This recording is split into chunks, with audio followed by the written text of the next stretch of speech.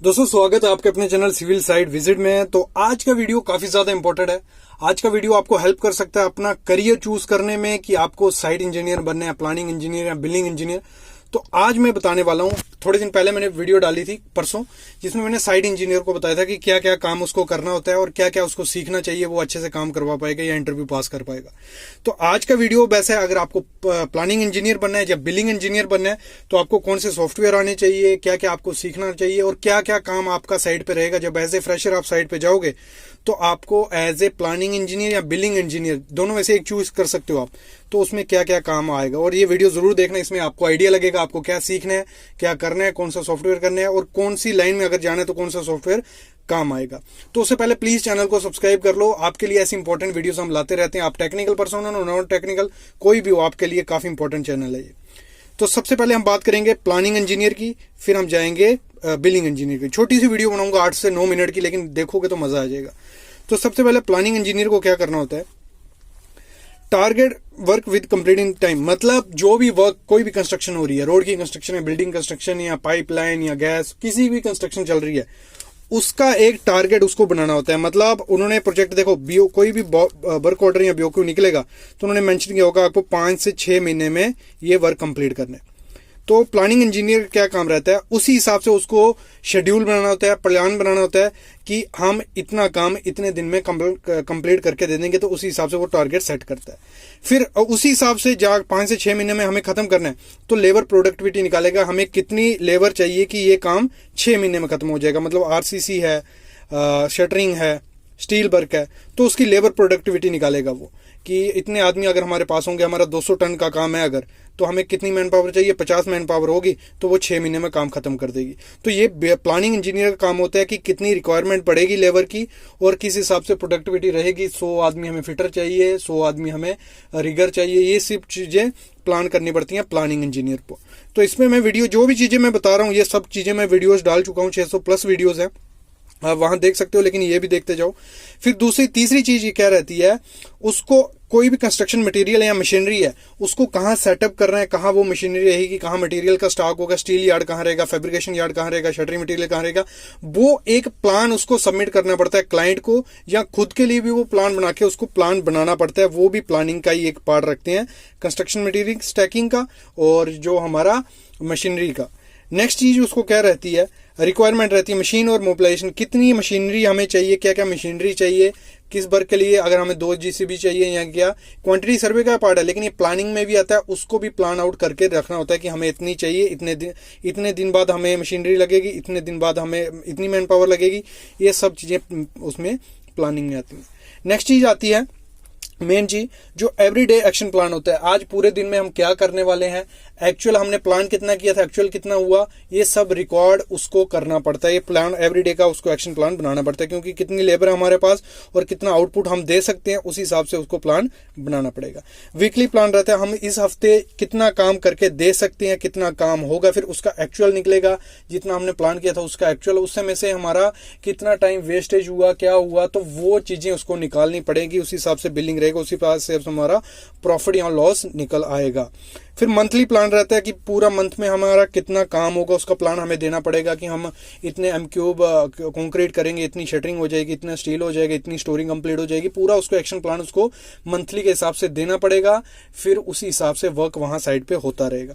फिर daily project report रहेगी कि कितना आज काम हुआ, फिर मंथली प्रोजेक्ट रिपोर्ट, ये भी कभी कभी प्लानिंग में ही आपको सेटअप करना पड़ता है। लेकिन मेन जो प्लान रहता है वो प्लानिंग इंजीनियर का क्या रहता है, वीकली और मंथली प्लान जो रहता है, ये मेन चीज है। और अगर हम बात करें, उसको एस्टिमेशन और प्रेडिक्शन, कैलकुलेटिव प्रेडिक्शन भी करनी पड़ती है, उसी हिसाब से वो निकाल सकता है। क्योंकि प्रोडक्टिविटी से एक थंब रूल्स जो रहते हैं, थंब रूल के हिसाब से भी प्लानिंग, कुछ चीजें प्लान करनी पड़ती हैं, तो उसको थंब रूल्स पता होने चाहिए, उसको कैलकुलेटिव प्रेडिक्शन कर पाएगी इतने टाइम में ये हो पाएगा 5 आदमी से या 6 आदमी से, तो उस हिसाब से उसको प्रेडिक्शन करके भी चलना पड़ता है। ये बेसिक चीजें मैं बता रहा हूँ, ऐसे तो बहुत होता है प्लानिंग है। फिर रिकॉर्ड रखना होता है, डॉक्यूमेंटेशन का, कोई भी वर्क है उसका रिकॉर्ड उसको रखना पड़ेगा। और सॉफ्टवेयर अगर आपको करियर अपना बनाना है प्लानिंग में और आपको ये चीजें चीजें तो पता चल गई आपको क्या क्या आनी चाहिए, लेकिन अगर आप सॉफ्टवेयर सीखते हो परमवीरा तो आपकी ग्रोथ काफी ज्यादा बढ़ सकती है, क्योंकि परमवीरा की डिमांड काफी ज्यादा। परमवीरा एक ऐसा सॉफ्टवेयर है जो प्लानिंग का काफी अच्छा है। अभी इंडिया में ज्यादा इंट्रोड्यूस नहीं हुआ है इतना, लेकिन काफी डिमांडेबल ये रहेगा। ये हो गया हमारा प्लानिंग इंजीनियर का। अभी हम चलते हैं हमारे बिलिंग इंजीनियर में क्या क्या रिक्वायरमेंट चाहिए होती है।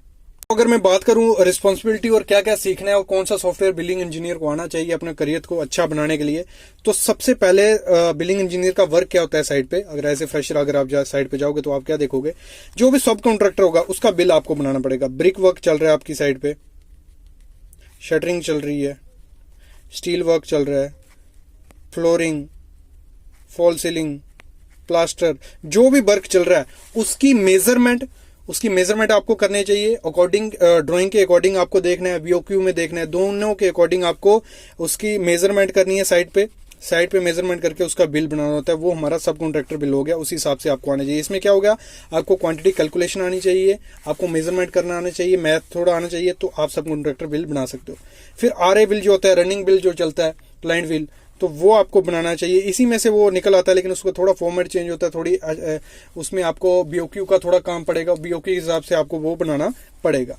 फिर एस्टिमेशन और कॉस्टिंग तो उसको आनी चाहिए। क्यों आनी चाहिए बिलिंग में, क्योंकि एस्टिमेशन भी उसको करना पड़ेगा, मेजरमेंट और कॉस्टिंग निकालना उसको आनी चाहिए, क्वांटिटी कैलकुलेशन निकालना उसको आनी चाहिए। और सॉफ्टवेयर में नीचे बताने वाला हूं, लेकिन आपको बता दूं एक्सेल और ऑटो कैड उसको मस्ट आनी चाहिए बिलिंग इंजीनियर को। और उसको जब भी आप साइट पे जाओगे आपको ये वर्क करना पड़ेगा। एक्सेल के फार्मूलेस और ऑटो कैड आपको आनी चाहिए एज ए बिलिंग इंजीनियर। बाकी बीओक्यू की रीडिंग उसको आनी चाहिए, क्योंकि बीओक्यू के हिसाब से उसको आइटम रेट बनाने बनेंगे, उसी हिसाब से वो काम करेगा। फिर क्वांटिटी सर्वे का भी नॉलेज होना चाहिए बिलिंग इंजीनियर को, कैसे हम क्वांटिटी निकालते हैं, क्या क्या चीजें ध्यान रखनी है, क्या क्या सब चीजें, वो क्वांटिटी कैलकुलेशन में आ गया। कोई भी काम जैसे रहता है, मैंने बताया था drawing reading is the must उसको आनी चाहिए, क्योंकि ड्राइंग रीडिंग अगर आपको आती है आप प्लानिंग कर सकते हो, आप बिलिंग कर सकते हो, आप एग्जीक्यूशन कर सकते हो, आप कोई भी वर्क कर सकते हो अगर आपको ड्राइंग रीडिंग आती है। फिर मटेरियल की स्पेसिफिकेशन उसको पता होनी चाहिए, और उसमें बीओक्यू पढ़ना अच्छे से आना चाहिए। बीओक्यू के हिसाब से उसको आइटम रेट डालने होते हैं, बीओक्यू के हिसाब से उसको बिल बनेगा, तो उसको ये आना ही चाहिए मटेरियल स्पेसिफिकेशन। फिर रिकंसिलेशन बिल जो होता है वो उसको बिलिंग इंजीनियर का काम रहता है, वो करना पड़ सकता है। बिलिंग रिकंसिलेशन बिल क्या होगा, जो वर्क ऑर्डर ने बीओक्यू में दिया है उसके अगेंस्ट कुछ काम हो रहा है, अलग काम हो रहा है साइड पे, तो उसको हमें रिकंसाइल करना पड़ेगा। ये हमने यहाँ यूज किया इसलिए यूज होने वाला था, ड्राइंग में मेंशन नहीं था। ये सब चीजें देके रिकंसिलेशन बिल बनता है, ये आपको आना चाहिए, आपको सीखना भी चाहिए। नेक्स्ट चीज है जेएमआर, जॉइंट मेजरमेंट रिकॉर्ड।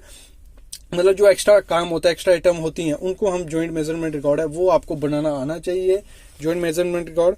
तो नेक्स्ट जो आपको सॉफ्टवेयर आने चाहिए बिलिंग इंजीनियर बनने के लिए, वो एक्सेल और वर्ड आपको आना चाहिए। एक्सेल तो मेन चीज है बिलिंग का। दूसरा, अगर आप सैप का नॉलेज है आपको, तो आप ये काफी काम आपको आएगा ग्रोथ करने में। बाकी आपको एस्टिमेशन और area measurement, quantity calculation, quantity survey, ये चीजें आनी चाहिए, बाकी तो आपका हो जाएगा। बाकी ये दो काम होते हैं, मतलब प्लानिंग इंजीनियर और बिलिंग इंजीनियर का आपको दोनों पता चल गया, क्या रोल एंड रिस्पॉन्सिबिलिटीज होती हैं और क्या क्या आपको सीखना है, तो आप इसमें अपना करियर बना सकते हो। आई होप आपको वीडियो पसंद आई होगी, तो लाइक करना, कुछ भी इसके रिलेटेड क्वेश्चन होता है कमेंट करो, और प्लीज चैनल को सब्सक्राइब कर लो। Thank you guys.